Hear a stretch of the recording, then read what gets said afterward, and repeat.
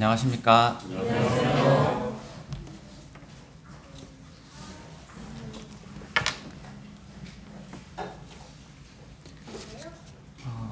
사회자 형제님의 말씀을 듣고 또 함께 찬양을 부르면서 하나님의 인도하심을 또 경험하게 되는 것 같습니다.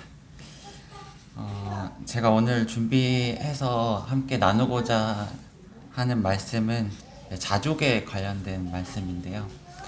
오늘 우리 함께 부른 어떤 상황 속에서도 감사한다는 이 찬양 가사가 오늘 제가 함께 나누고자 하는 말씀과 같은 의미를 갖고 있다라는 생각을 하게 되었습니다.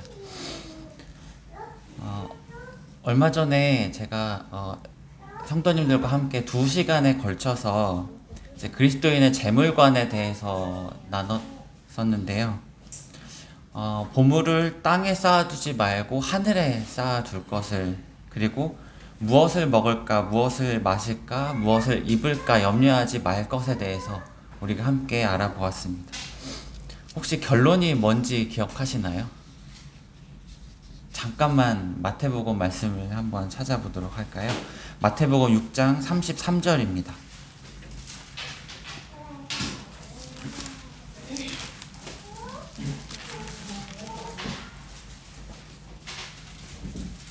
마태복음 6장 33절 말씀입니다. 함께 읽어보도록 하겠습니다. 시작.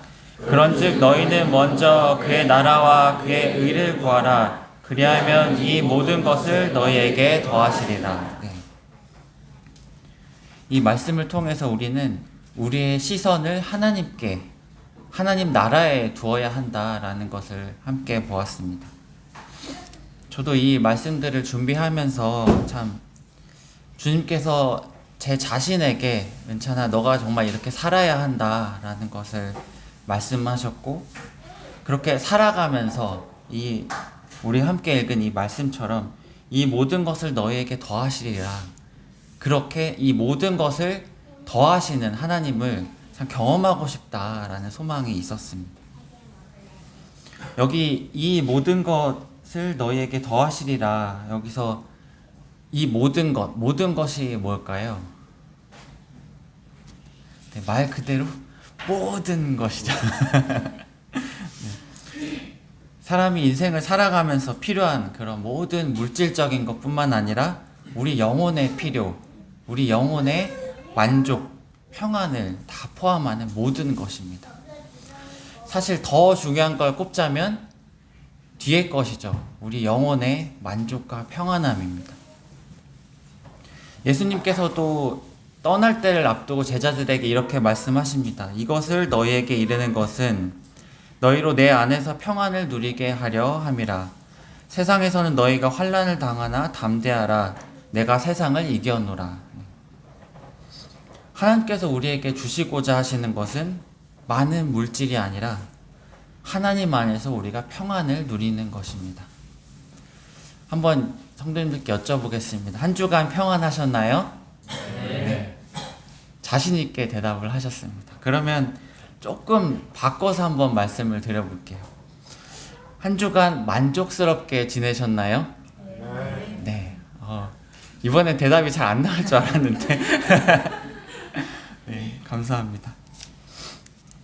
근데 대답은 이렇게 하셨을지라도 마음속에서는 이 부분은 좀 불만스럽다, 불만족했다, 이런 것들이 아마도 떠오르실 것입니다. 평안, 만족, 이것들은 사실 동일한 의미를 담고 있습니다. 제가 오늘 성도님들과 함께 생각해 보고자 하는 것은 이것입니다. 나는 정말 만족한 삶을 살고 있는가? 나는 자족하는 삶을 살고 있는가? 이제 우리가 함께 살펴본 물질이나 재물에 있어서, 그리고 또 내가 처한 모든 그런 상황 가운데서 나는 자족하는 삶을 살고 있는가? 오늘은 이 빌립보서 말씀을 통해서 자족하는 삶이라는 주제로 함께 말씀을 살펴보겠습니다. 빌립보서 4장 10절입니다.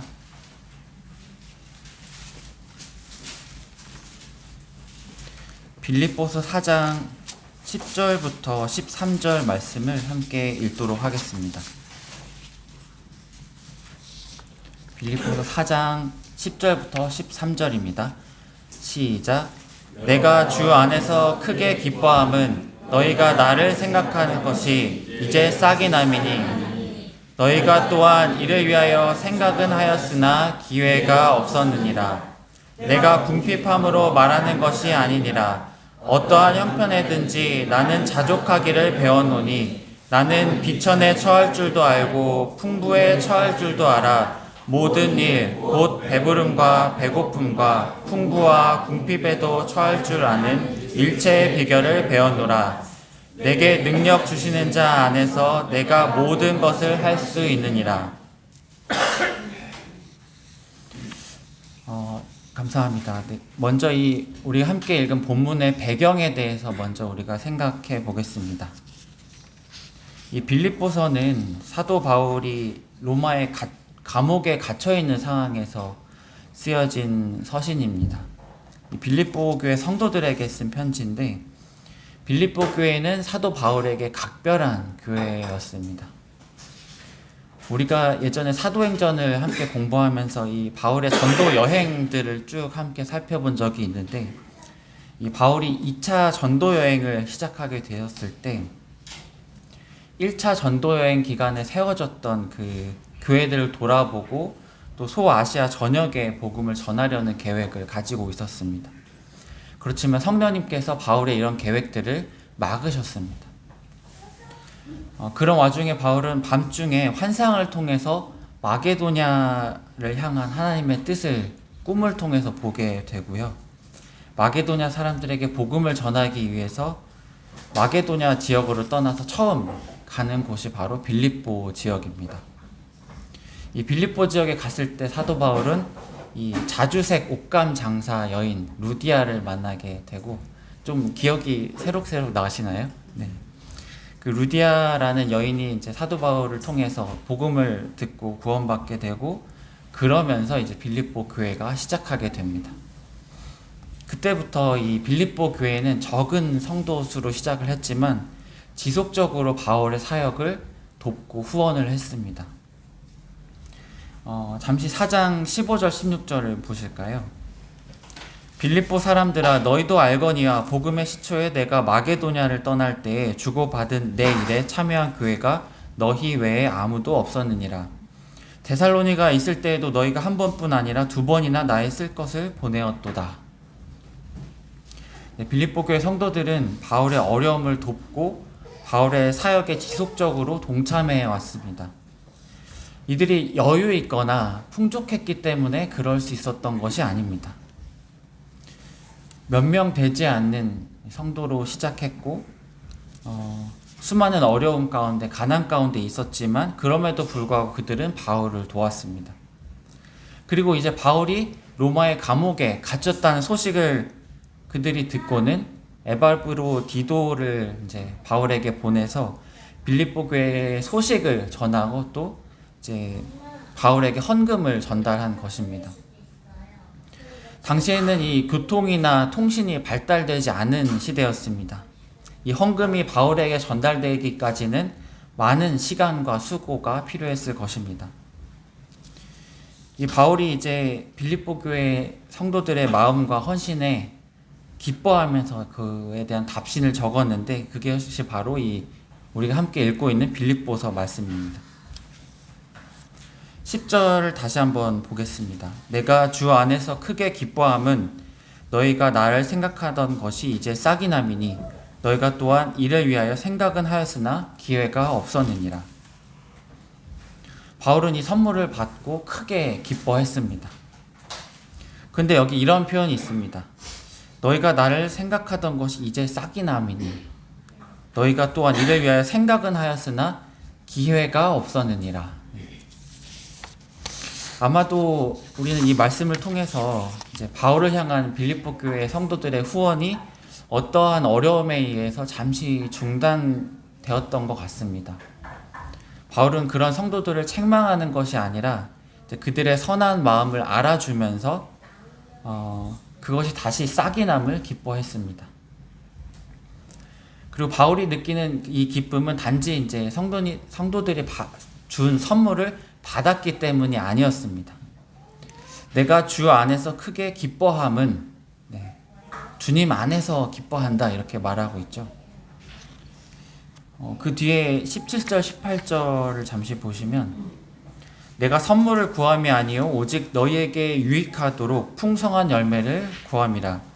내게는 모든 것이 있고 또 풍부한지라. 에바브로 디도편에 너희가 준 것을 받음으로 내가 풍족하니 이는 받으실 만한 향기로운 제물이요 하나님을 기쁘시게 한 것이라. 바울이 정말로 기뻐한 이유가 여기 말씀에 나와 있습니다. 빌립보 교회 성도들의 헌신은 하나님께 드린 제물이었고 하나님을 기쁘시게 한 것이었습니다. 빌립보 교회 성도들 그 스스로에게 풍성한 열매가 있을 것을 바울이 이야기하면서 그것 때문에 기뻐한다라고 말을 하고 있는 것입니다. 바울은 자기의 이 마음이 성도들에게 잘 전달되기를 바랐습니다. 11절 내가 궁핍함으로 말하는 것이 아니라 어떠한 형편에든지 나는 자족하기를 배웠노니. 내가 정말로 기뻐하는 이유는 내가 정말 궁핍한 중에 이 선물을 받았기 때문이 아니다. 너희가 나의 필요를 채워줬기 때문에 그런 것이 아니다. 내가 너희들의 선물을 기다리거나 의존했기 때문이 아니다. 그것을 말하면서 바울은 오늘 우리가 함께 살펴보고자 하는 자족에 대해서 말을 합니다. 어떠한 형편에든지 나는 자족하기를 배웠노니. 성도님들은 이 자족에 대해서 뭐라고 생각하시나요? 자족. 잠시 제 이야기를 먼저 좀 드리고 이 본문 말씀을 다시 드려볼까 합니다. 제가 생각하는 자족은 사실 이것이었습니다. 이 정도면 되었다. 나는 이 정도면 만족이다. 이게 자족이다 라고 생각을 했었습니다. 그래서 제가 좋아하는 말씀이 있는데 한번 함께 찾아보기를 원합니다. 여기 잠깐 손을 넣으시고 잠언 30장 8절을 보도록 하겠습니다.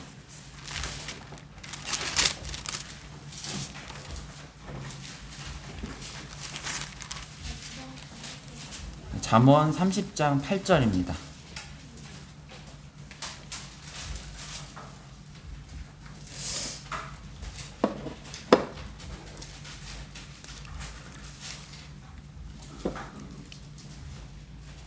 잠언 30장 8절 함께 읽겠습니다. 시작. 곧 헛된 것과 거짓말을 내게서 멀리하옵시며 나를 가난하게도 마옵시고 부하게도 마옵시고 오직 필요한 양식으로 나를 먹이시옵소서. 여기 가난하게도 마옵시고 부하게도 마옵시고 라는 말씀이 있습니다. 저는 참 가난한 거 부족한 것이 싫었습니다. 제가 대학생 때 타지에서 이제 대학 생활을 하면서 항상 생각하던 것이 이번 달 월세를 어떻게 내야 되나, 네. 오늘 밥을 뭘 먹어야 되나, 네. 오늘 밥은 또 라면인가 이런 생각을 했습니다. 저는 이런 고민하는 것이 참 싫었습니다. 근데 그렇다고 해서 하나님한테 하나님 제가 정말 부자가 되게 해주세요.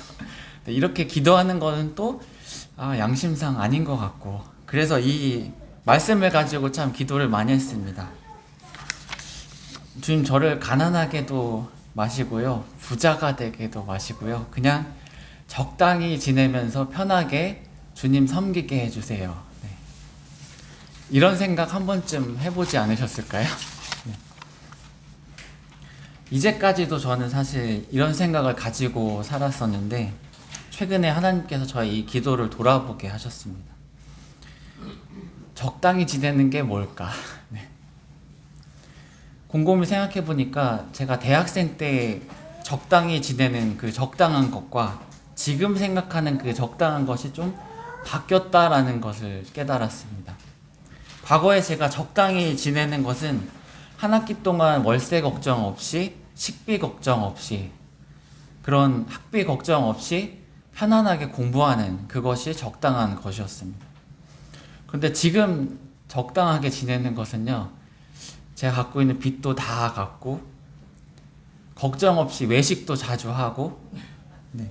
아이들에게 걱정 없이 좋은 것을 먹여주는 그런 것이 적당하게 지내는 것이었습니다. 참 다르죠. 이 적당히 만족하는 것, 이것은 자족하는 것이 아니었습니다. 이 정도면 되었지라는 것에 이 정도는 사실 나의 기준이었습니다. 내 기준을 세워놓고 그것을 누리기 위해서 기도하는 것은 자족하는 것이 아니었습니다. 우리가 지금 함께 읽은 이 잠언 30장 아굴의 이 기도는 이런 의미가 아니었습니다. 8절 9절 다시 한번 봐볼까요?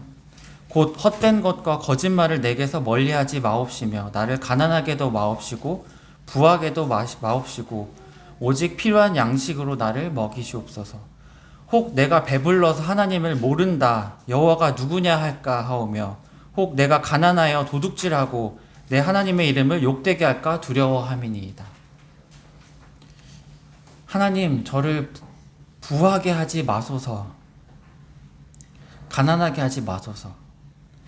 이 아굴의 이 기도의 중요한 것은 사실 이 가난하고 부한 것 자체가 아니라 그 뒤에 나오는 그것이었습니다. 그것 때문에 하나님과의 관계가 틀어지는 것, 이것을 이 아굴은 걱정했던 것입니다. 하나님, 저를 부하게 하지 마소서. 제가 배불러서 하나님을 모른 채 할까 두렵습니다. 하나님, 저를 가난하게 하지 마소서. 제가 이 가난 때문에 하나님의 이름을 욕되게 할까 두렵습니다. 근데 우리에게 있어서 정말 중요한 것은 무엇입니까? 지금 내가 어떤 형편에 있느냐, 그것입니까? 아니면 내가 지금 하나님과의 관계가 어떤 관계에 있느냐, 이것입니까? 정말로 중요한 것은 우리가 지금 닥쳐있는 이 물질적인 형편이나 어떠한 그런 현실이 아니라 지금 이 순간 내가 하나님과 어떤 관계에 있느냐, 이것이 아닐까요?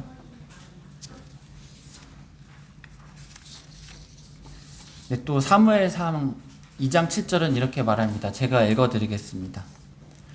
여호와는 가난하게도 하시고 부하게도 하시며 낮추기도 하시고 높이기도 하시는도다. 하나님은 우리의 인생을 가난하게도 부하게도 하실 수 있는 분입니다. 낮추실 수도 있고 높이게 하실 수도 있는 분입니다. 제가 그동안 하나님께 드렸던 기도 적당하게 지내게 해주세요. 이거는 참 제가 편안하게 느끼는 그 자리에 하나님이 저를 그냥 붙들어서 그 자리에 두게 하시기를 원하는 저의 그런 이기적인 기도였습니다. 하나님이 저를 낮추시기도 높이시기도 가난하게도 부하게도 하실 수 있는 분이라는 것을 머리로는 알면서도 하나님께 저는 이 자리가 좋으니까 이 자리에 그냥 둬주세요. 이렇게 제 생각대로 하는 이기적인 생각이었습니다. 이것은 참 자족이 아니라 하나님의 주권을 온전히 신뢰하지 못하는 제 생각이었습니다. 진짜 자족은 하나님이 나를 어느 자리에 두시던 간에 가난하든 부하든 낮추시던 높이시던 누리는 것이 바로 진짜 자족이었습니다. 사도 바울은 오늘 본문 말씀을 통해서 빌립보 교회 성도들에게 이것을 말씀하고 있습니다. 어떠한 형편에든지 나는 자족하기를 배웠노니. 다시 빌립보서 4장으로 돌아가겠습니다. 사도 바울이 말하는 자족은 뭘까요? 11절 말씀을 다시 보겠습니다. 내가 궁핍함으로 말하는 것이 아니니라. 어떠한 형편에든지 나는 자족하기를 배웠다. 여기 자족이라는 말이 나오는데 이 말은 헬라어로 아우타르케스라는 말이라고 합니다. 이 말은 스스로라는 뜻의 아우토스와 충분하다라는 뜻의 아르케오가 합쳐진 말인데요. 문자적으로 보면 스스로 충분한 상태라는 뜻을 가지고 있습니다. 사실 이 아우타르케스라는 이 말은 그 당시에 헬라의 철학자들, 특히 스토아주의 철학자들이 즐겨 사용하는 단어였다고 합니다. 그 스토아 철학자들이 중요하게 생각했던 것은 뭐냐면 외부와 환경에 흔들리지 않는 것을 미덕으로 여겼습니다. 이성으로 감정을 다스리고 무엇에도 의존하지 않는 자기 충족, 자기 만족에 이르는 그 상태, 그것이 바로 그들이 말하는 자족이었습니다. 다시 말해서 스토아 철학자들의 자족은 자기 안에서, 내 안에서 나오는 것이었습니다. 그런데 바울은 동일한 이 단어를 사용하면서도 그 내용은 전혀 다른 것을 말하고 있습니다. 12절, 나는 비천에 처할 줄도 알고 풍부에 처할 줄도 알아 모든 일 곧 배부름과 배고픔과 풍부와 궁핍에도 처할 줄 아는 일체의 비결을 배웠노라. 비천에 처할 줄도 알고 풍부에 처할 줄도 안다. 배부름과 배고픔과 풍부, 궁핍 모든 일에 처할 줄도 안다. 여기까지는 외부 환경이나 형편에 흔들리지 않는다는 그런 점으로 그 당시 철학자들이 말하는 자족과 비슷하다라고 생각하실 수도 있습니다. 그러나 13절에서 바울은 말합니다. 내게 능력 주시는 자 안에서 내가 모든 것을 할 수 있느니라. 이 바울의 자족은 스스로에서, 자기 안에서 나오는 것이 아니었습니다. 스스로 자족할 수 있는 능력이 생겨서 그런 자족하는 것이 아니었습니다. 내게 능력 주시는 자 안에서, 자기를 충분하게 하시는 분, 내 형편과는 상관없이 나를 충분하게 하시는 주님 안에서 할 수 있다. 바울은 이렇게 말을 하고 있습니다.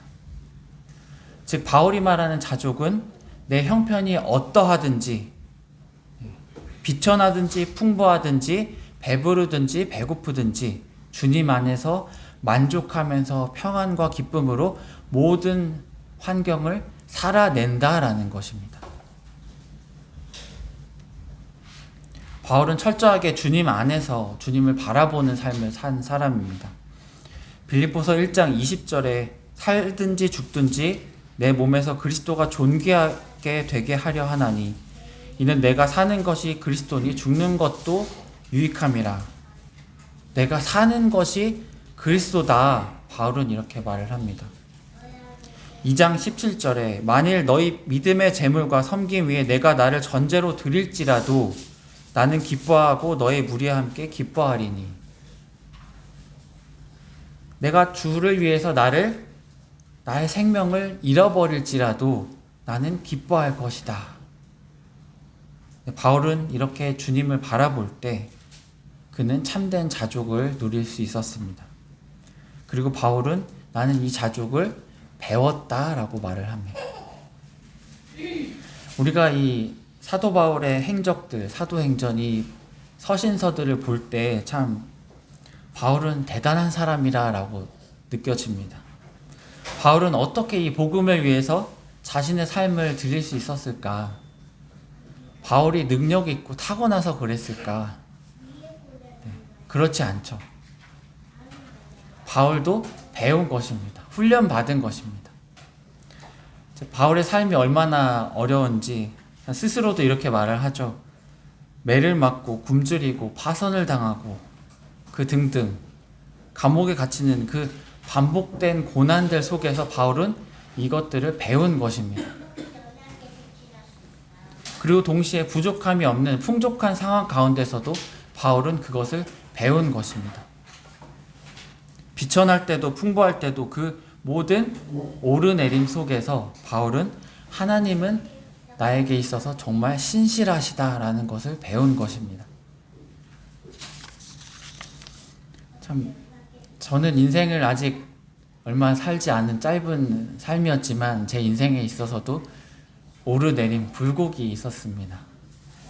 모든 사람의 인생에 있어서는 그런 굴곡이 있기 마련입니다. 부족할 때가 있고 풍족할 때가 있고 어려울 때가 있고 편안할 때가 있습니다. 특히 그리스도인들은 그것이 더 큰지도 모르겠습니다. 그런데 여러분 혹시 이 부족할 때보다 오히려 풍족할 때가 더 어려운 순간일 수도 있다라는 것을 아시나요? 우리가 정말로 부족할 때 바로 하나님께 달려갑니다. 주님 바로 기도를 합니다. 그렇지만 풍족할 때는 참 하나님에게서 멀어질 수도 있습니다. 그래서 앞서 우리가 이 잠언에서 본 것처럼 부족할 때, 가난할 때도 기도하지만 풍족할 때를 위해서도 기도합니다. 여기서 바울도 비천에 처할 줄도 알고 풍부에 처할 줄도 안다라고 두 가지를 모두 이야기하고 있습니다. 궁핍함도 풍족함도 두 가지 모두 배움의 순간이 되는 것입니다. 하나님께서는 그리스도인의 삶을 이끄시는데 단지 잔잔한 물처럼 인도하시는 것이 아니라 굴곡지는 파도 같은 그런 삶 속에서 우리를 인도하십니다. 그러한 굴곡 속에서 하나님께서는 우리를 단련시키고 배우게 하십니다. 사도 바울이 그랬던 것처럼 그 굴곡 속에서 우리가 자족하기를 배우고 또 누리기를 원하십니다. 13절 내게 능력 주시는 자 안에서 내가 모든 것을 할 수 있느니라. 그럴 수 있는 힘을, 그 능력을 우리가 스스로 얻는 것이 아니라 하나님께서 주신다라고 말씀하십니다. 우리가 계속해서 배우고 하나님께 시선을 두고 하나님 안에 거한다면 그러한 삶을 살 수 있다. 우리에게 그러한 삶을 허락하신다라는 것입니다. 내가 모든 것을 할 수 있느니라. 많은 사람들은 이 말씀을 가지고 하나님이 도와주시면 내가 뭐든지 할 수 있어 라고 생각합니다. 내가 이런 것도 내가 지금 보기에는 어려워 보이지만 하나님이 도우시면 할 수 있어 라는 자기 확신의 수단으로 이 말씀을 사용합니다. 그러나 바울이 이야기하는 것은 그것이 아닙니다. 우리가 봐왔던 것처럼 어떤 형편에든지 흔들리지 않고 하나님으로 만족하는 것, 평안한 것, 하나님으로 자족하는 것, 이것이 바로 모든 것을 할 수 있느니라 라는 말씀입니다. 참 우리 모두가 내게 능력 주시는 자 안에서 주님 안에 거하였으면 좋겠습니다. 그럴 때 우리는 여기 말씀에 나와 있는 것처럼 모든 것을 할 수 있는 사람이 되는 것입니다. 내 형편에, 내 물질에, 내 상태에 만족을 찾으려 할 때 우리는 결코 자족을 누릴 수 없지만 하나님을 바라보면 우리가 자족할 수 있는 힘을 주시고 우리가 참된 평안을 누리게 하시는 것입니다.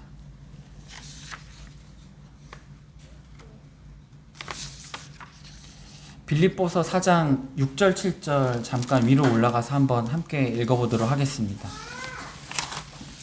6절 7절입니다. 시작. 아무것도 염려하지 말고 다만 모든 일에 기도와 간구로 너희 구할 것을 감사함으로 하나님께 아뢰라. 그리하면 모든 지각에 뛰어난 하나님의 평강이 그리스도 예수 안에서 너희 마음과 생각을 지키시리라. 이 하나님의 평강이 우리 안에 있는 것, 이것이 정말 우리가 자족할 수 있는 비결이 아닐까요? 모든 지각에 뛰어난 하나님의 평강, 이 평강이 우리 마음과 생각을 지키시는 것, 이것이 정말 우리가 추구해야 될 자족이 아닐까 생각해 보게 됩니다. 잠시 찬송가를 한번 찾아보기를 원합니다. 네, 예배 찬송가 말고 이 성경 찬송가 뒤편에 413장을 펴시면 우리가 잘 아는 찬양이 나오는데요. 찬송가 413장입니다. 제가 말씀 시간에 찬양을 부른 것은 처음인 것 같은데 여기 보면 내 평생에 가는 길 순탄하여 늘 잔잔한 강 같은지 큰 풍파로 무섭고 어렵든지 나의 영혼은 늘 편하다. 내 영혼 평안해. 내 영혼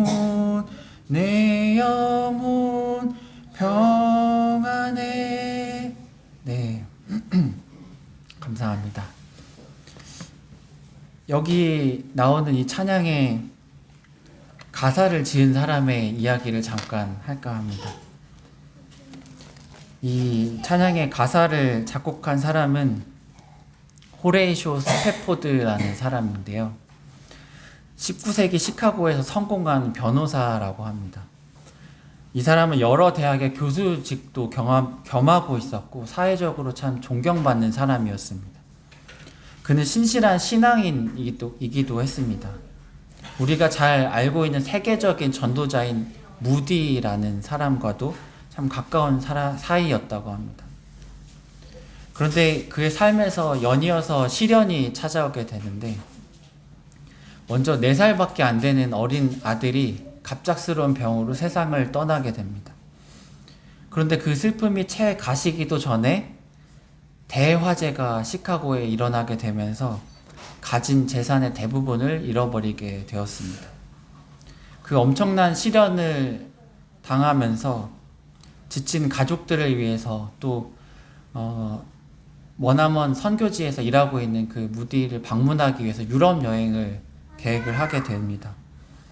함께 뉴욕항에서 이 여객선을 타려는데 출항 몇 분 전에 스패포드는 사업에 무슨 일이 생겨서 잠시 아내와 4딸을 먼저 보내고 자기는 그 다음 배를 타고 가기로 했습니다. 그래서 아내와 딸들이 먼저 배를 타고 출발을 했습니다. 그 배는 순항하는 듯 했는데 깜깜한 밤중에 갑작스럽게 다른 배와 충돌을 하게 되고 그 배는 침몰하여 바다에 가라앉게 되었다고 합니다. 여기서 아내는 극적으로 구조를 되었지만 4명의 딸은 모두 바다에 가라앉아서 목숨을 잃어버리게 되었습니다. 며칠 뒤 스패포드는 아내가 보낸 짧은 이 전보를 한 통 받았는데 거기에는 혼자 살아남았음이라는 말이 적혀 있어서 그 전보를 통해서 4명의 딸이 모두 사망하였구나라는 것을 알게 되었습니다. 그리고 아내를 데리러 스패포드는 바로 배를 올라탔습니다. 그리고 딸들이 가라앉은 바로 그 바다 위를 지날 때 선장이 이야기해 주었습니다. 바로 이 장소가 바로 사고가 있던 그 장소입니다. 그 말을 듣는데 스패포드는 너무 마음이 안 좋고 너무 슬퍼서 이제 선실로 들어가서 하나님 앞에서 울부짖으면서 기도를 했다고 합니다. 그런데 이렇게 밤새도록 기도하는 과정 속에서 하나님께서는 그 스패포드의 마음속에 참 사람이 생각할 수 없는 도무지 설명할 수 없는 그런 평안을 그 마음에 허락하셨습니다. 그 하나님이 주시는 평안을 경험한 스패포드는 이렇게 고백을 했습니다. 내 영혼 평안해 하나님의 뜻이 이루어지리이다. 그는 이 하나님이 주신 이 마음을 가지고 시를 적었는데요. 그 시가 우리가 함께 부른 이 찬양 가사입니다. 내 평생에 가는 길 순탄하여 늘 잔잔한 강 같든지 큰 풍파로 무섭고 어렵든지 나의 영혼은 늘 편하다. 내 영혼 평안해, 내 영혼 평안해. 네. 스패포드의 현실은 달라진 것이 아무것도 없습니다. 여전히 자식들을 모두 잃었고 홀로 구조된 아내를 만나러 가는 길이었습니다. 그러나 하나님을 붙잡고 부르짖는 그 순간에 하나님은 그의 마음에 하나님의 평강을 허락하신 것입니다.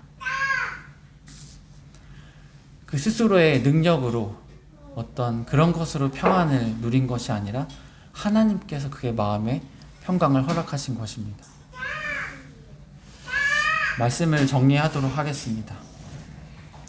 우리는 빌립보서 4장을 통해서 사도 바울이 말하는 자족이 무엇인지 함께 살펴보았습니다. 진정한 자족은 나의 형편에 어떠함에 달려있는 것이 아닙니다. 어떠한 형편에든지 나는 자족하기를 배웠노니 내게 능력 주시는 자 안에서 내가 모든 것을 할 수 있느니라. 네, 성도님들, 우리 삶에도 굴곡이 있습니다. 앞으로도 있을 것입니다. 지금 있는 그 깊은 파도, 나중에는 더 큰 파도가 올 수도 있습니다.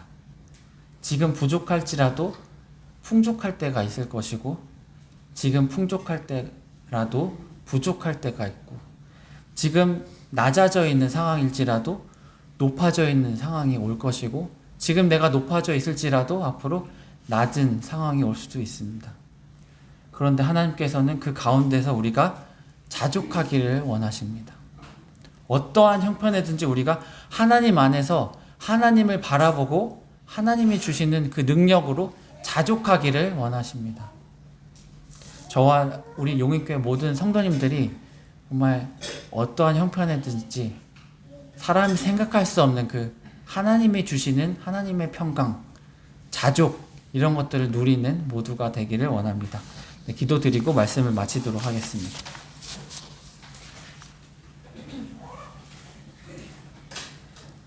하나님 아버지 감사드립니다.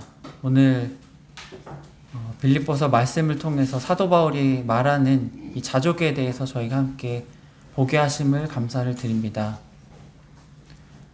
참 하나님께서는 저희의 삶을 이끄시는 분이십니다. 저희의 삶의 주권이 하나님께 있음을 저희가 봅니다. 주님께서는 저희의 삶을 가난하게도 풍성하게도 낮추시기도 높이시기도 하시는 분임을 저희들이 인정합니다. 그 가운데서 저희가 그 형편에 평안함을 잃어버리는 것이 아니라, 만족하지 못하는 것이 아니라 사도 바울이 말한 것처럼 어떤 형편이든지 자족을 누리는 저희가 되기를 원합니다. 이것이 형편에 있는 것이 아니라, 저희 안에 있는 능력에 있는 것이 아니라 하나님께 있음을 저희들이 보며 하나님을 의지하고자 합니다. 저희들의 삶이 오직 하나님을 바라봄으로 말미암아 참된 기쁨과 평안과 자족이 넘치는 삶이 될 수 있도록 도와주시옵소서. 앞으로의 한 주가 그런 것들을 누리는 한 주가 될 수 있도록 도와주시옵소서. 감사드리며 예수 그리스도의 이름으로 기도드렸습니다. 네. 감사합니다.